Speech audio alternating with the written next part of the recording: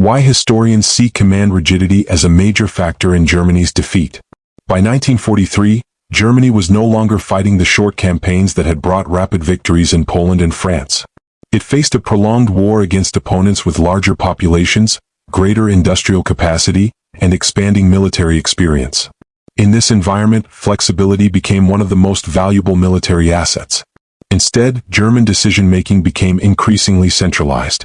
Operational decisions that had once been left to experienced commanders were increasingly directed from the highest political and military leadership, often far from the battlefield itself.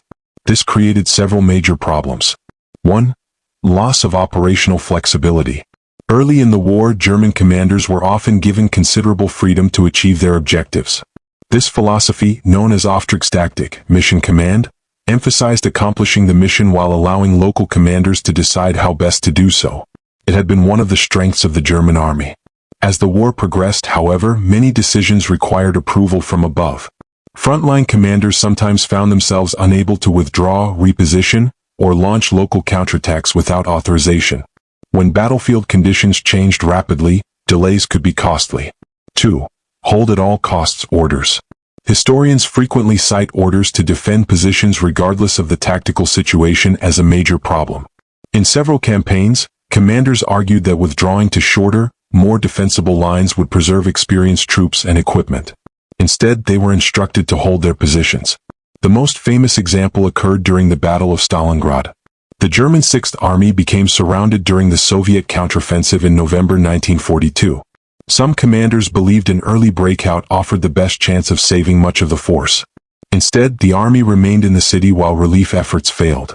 When the battle ended in February 1943, tens of thousands of exhausted survivors entered captivity after months of intense fighting, while hundreds of thousands had been killed, wounded, or captured during the campaign. For many historians, Stalingrad illustrates how rigid command decisions can turn a difficult situation into a strategic disaster. 3.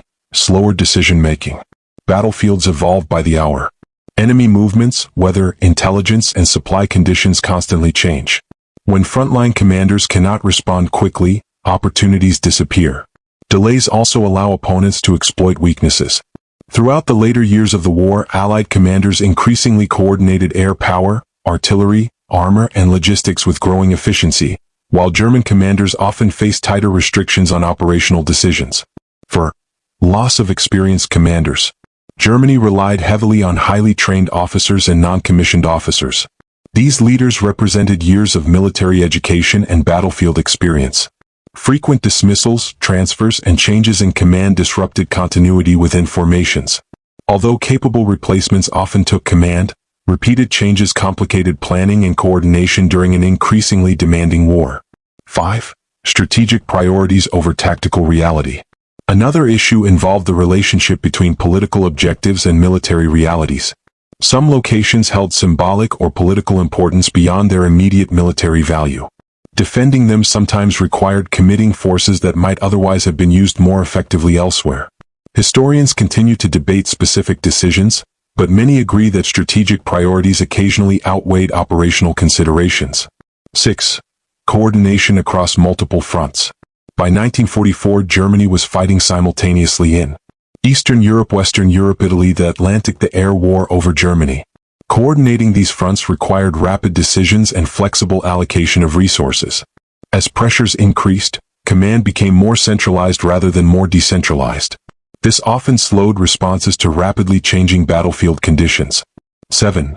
The Allies became more flexible.